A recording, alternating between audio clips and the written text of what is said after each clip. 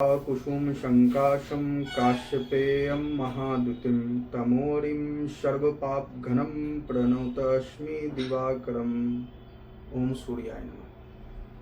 प्रिय दर्शकों, आज का जो विषय है ये सूर्य रत्न माणिक से संबंधित विषय है। माणिक हो या नवग्रहों से संबंधित कोई भी रत्न हो, रत्न को धारण किस परिस्थिति में करते हैं ये हम आज इस वीडियो में जानकारी प्राप्त करेंगे। तो सर्वप्रथम रत्नों को कितने तरीकों से धारण किया जाता है ये पहले हम जानकारी देंगे। देखिए, रत्न धारण करने से ग्रहों के बलों की वृद्धि होती है और साथ ही साथ आप अगर रत्न धारण करना चाहते हैं तो किसी भी रत्न को बिना ज्योतिषीय परामर्श के धारण मत करें।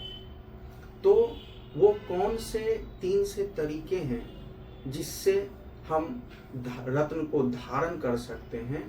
तो सर्वप्रथम, जब आपकी कुंडली में कोई भी ग्रह लग्नेश हो या पंचमेश हो या नवमेश हो, अर्थात शुभ घरों यानी शुभ भावों के ग्रह जो सदैव आपको शुभ परिणाम देते हैं आपके जीवन पर, तो शुभ भावों से संबंधित ग्रहों से संबंधित यानी शुभ आपके कुंडली में जो शुभ भाव हैं उससे संबंधित रत्न को धारण किया जाता है, ये तय। लेकिन आपके कुंडली में ग्रहों जो भी शुभ भाव के ग्रह हैं उनकी स्थिति के अनुसार रत्न को तय किया जाता है कि रत्न किस तरीके से धारण किया जाए। तो सर्वप्रथम हम केवल रत्न को धारण करने की विधि बताते हैं। उसके बाद द्वितीय विधि जो है वह है कि रत्न को उस ग्रह से संबंधित यंत्र में धारण करने की विधि है। और तृतीय विधि है कि आप रत्न को यंत्र में भी धारण करें और साथ ही साथ उस ग्रह से संबंधित किसी भी मंत्र का एक निश्चित संख्या में जप भी करें, चाहे वो वैदिक मंत्र हो या पौराणिक मंत्र हो, बीज मंत्र हो या तंत्रोक्त मंत्र हो या सामान्य मंत्र हो। तो इसी तीनों तरीकों से हम रत्न को धारण करने की विधि को इस वीडियो में जानेंगे। तो सर्वप्रथम हमारे कुंडली में शुभ भावों के जो आधिपत्य होते हैं, ग्रह होते हैं, अगर कुंडली में वो शुभ स्थिति में हो तो इस नतीजे में आप केवल रत्न को धारण करिए। दूसरी विधि यह है कि जब कोई ग्रह शुभ भाव के स्वामी हो और वो अस्त हो जाए तो भी उस ग्रह से संबंधित रत्न को आप धारण करें। जब कोई ग्रह आपकी कुंडली में शुभ भाव के स्वामी हो लेकिन वो षष्ठ भाव में, सप्तम भाव में, अष्टम भाव में और द्वादश भाव में विराजमान होते हो तो इस परिस्थिति में आप रत्न को यंत्र में विधिवत धारण करें। यानी इस स्थिति में क्या होता है कि रत्न के बलाबल को भी बढ़ाना है और रत्न के दुष्प्रभाव से भी बचना है। अतः इस स्थिति में आप अगर किसी भी ग्रह से संबंधित रत्न धारण करने जा रहे हैं तो इस बात का ध्यान दें कि जब कोई शुभ प्रभावशाली ग्रह षष्ठ भाव, अष्टम भाव और द्वादश भाव में विराजमान हो तो इस स्थिति में आप रत्न तो धारण कर सकते हैं लेकिन उसे यंत्र में ही जरवा कर विधिवत धारण करें तो उस ग्रह के कोई नकारात्मक प्रभाव आप पर नहीं पड़ेंगे। तृतीय स्थिति यह होती है कि जब कोई ग्रह अच्छे भाव के स्वामी हो, लेकिन षष्ठ भाव, अष्टम भाव और द्वादश भाव में विराजमान होकर पापत दृष्टि से पापत युक्त हो, साथ ही साथ अत्यंत निर्बल भी हो, तो उस परिस्थिति में आप रत्न को यंत्र में धारण करें और साथ ही साथ रोजाना उस ग्रह से संबंधित, यानी जिस रत्न को आप धारण कर रहे हैं उस ग्रह से संबंधित मंत्रों का भी कम से कम 21 बार, 31 बार या 108 बार नित्य जाप करें। इससे उस ग्रह के अशुभ प्रभाव से आपका बचाव होगा। तो ये स्थिति थी रत्न को धारण करने की पद्धति। अब हम एक एक करके, यानी 9 ग्रह से संबंधित रत्न को धारण करने की विधि बताते हैं। तो चर्चा करते हैं कि हम सर्वप्रथम सूर्य ग्रह से संबंधित रत्न मानक होते हैं, जिसे अंग्रेजी में रूबी बोलते हैं। तो मानिक को हम किस स्थिति में धारण करके अत्यंत लाभ प्राप्त कर सकते हैं, तो जानिए।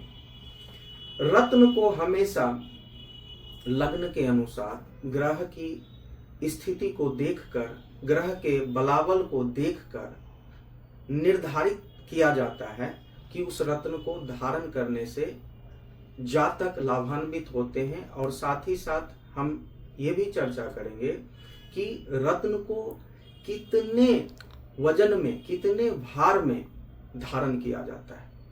तो हम अब शुरू करते हैं कि मानिक को कौन कौन से लग्न वाले जातक धारण कर अत्यंत लाभ प्राप्त कर सकते हैं।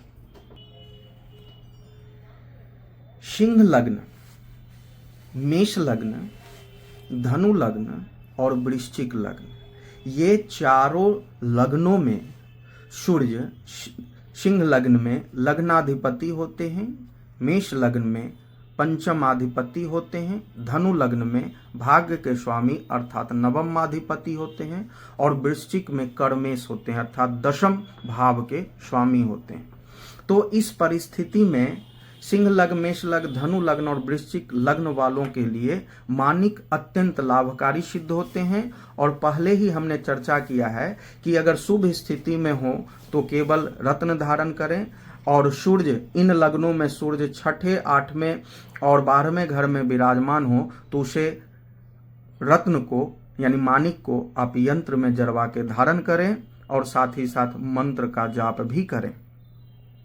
और केवल इन लग्नों में सूर्य अस्त हो और कहीं भी विराजमान हो तो भी केवल रत्न ही आप धारण कर अत्यंत लाभ प्राप्त कर सकते हैं। वृषभ और तुला लग्न में केंद्र चतुर्थ भाव के और तुला लग्न में एकादश भाव के सूर्य स्वामी होते हैं।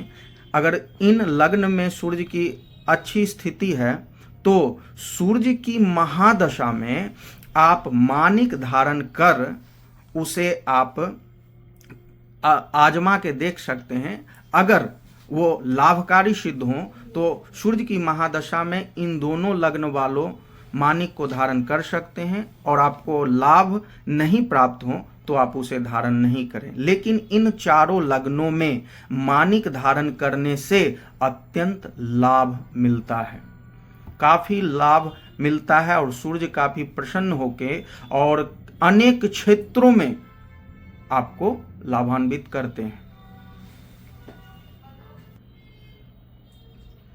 तो आपने देखा कि किस तरीके से हम मानिक को किन किन लग्नों में वो लाभकारी सिद्ध होते हैं, उन लग्नों के बारे में आपको जानकारी मिली। सूर्य सिंह लग्न, मेष लग्न, धनु और वृश्चिक लग्न में सूर्य अगर कहीं भी नीच राशि में विराजमान हो तो आप मानिक को सूर्य यंत्र में धारण करें। और साथ ही साथ 2 चीजों को और करना होगा तभी उसका संपूर्ण लाभ मिलेगा। प्रथम चीज कि मंत्र का भी जाप करिए और द्वितीय चीज समय समय पर त्रिमासिक या अर्धवार्षिक या वार्षिक रूप से सूर्य से संबंधित चीजों का भी आप दान करिए, सूर्य से संबंधित हवन करिए। दान में आप लाल वस्त्र, गुड़, गेहूं, घी, मसूर, ताम्रपात्र, लाल पुष्प इत्यादि किसी योग ब्राह्मण को अच्छे योग में शुभ मुहूर्त में अपने नाम और गोत्र से संकल्प करा के दान अवश्य करें जब सूर्य कुंडली में नीच अवस्था में। तो आशा है कि ये वीडियो आपको अच्छी लगी होगी और आप अगर जानकारी प्राप्त किए हों तो अपने सगे संबंधों में इस वीडियो को अवश्य शेयर करें ताकि उन्हें भी जानकारी हासिल मिले और वो भी लाभान्वित हों। तो भगवान सूर्य की कृपा आप सबों पर बनी रहे। हर हर महादेव, जय शिव शंभु, ओम नमः।